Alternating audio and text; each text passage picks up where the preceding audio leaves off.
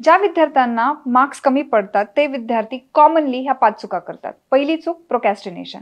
रोजचा अभ्यास टाळायचा प्रयत्न करणे, पुढे ढकलणे, हा त्यातला एक प्रकार आहे. प्रोक्रॅस्टिनेशन म्हणजे आजचा अभ्यास आज न करता तो पुढे ढकलत राहणे.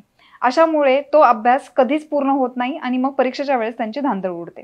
दुसरी गोष्ट, लॅक ऑफ टाइम मॅनेजमेंट. जे विद्यार्थी स्वतःचा टाइम हा सिरियसली घेत नाहीत आणि रोज टाइमपास करतात, त्यांचा महत्त्वाचा जो वेळ आहे हातात असलेला तो त्यांचा वाया जातो आणि मग अशामध्ये हातात असलेल्या वेळेमध्ये अभ्यास पूर्ण होत नाही. म्हणून time management is very important factor. तिसरी गोष्ट, पॅसिव्ह लर्निंग. विद्यार्थ्यांनी ऍक्टिव्ह लर्निंग केलं पाहिजे रादर दॅन पॅसिव्ह लर्निंग. पण मटेरियलमध्ये इन्व्हॉल्वमेंट न दाखवता विद्यार्थी फक्त रिडिंगवरती कॉन्सन्ट्रेट करतात.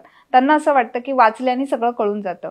पण ऍक्टिव्ह लर्निंगमध्ये वाचणे, लिहिणे, प्रॅक्टिस करणे या बऱ्याचशा गोष्टी इन्व्हॉल्ड आहेत. So passive learning is the third important mistake. चौथी mistake, failure to seek help.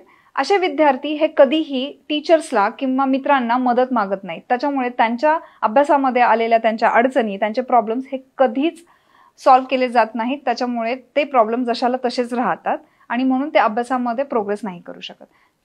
पाचवी चूक, lack of self care. Self care आणि अभ्यास याचा काहीही संबंध नाही अशी बरीचशा विद्यार्थ्यांची एक समजूत आहे. पण जे विद्यार्थी एक्सरसाइज करतात, मेडिटेशन करतात, चांगले गोष्टी खातात, जंक फूड खात नाहीत, अशा विद्यार्थ्यांचं कॉन्सन्ट्रेशन आणि इफिशियन्सी टू वर्क ही जास्त असते. हे विद्यार्थी कमी वेळेमध्ये जास्त अभ्यास करण्याची कॅपॅसिटी तयार करतात. म्हणून self care is also very important thing. So जर तुम्हाला तुमच्या अभ्यासामध्ये प्रोग्रेस करायची असेल तर या 5 चुका करणं टाळा.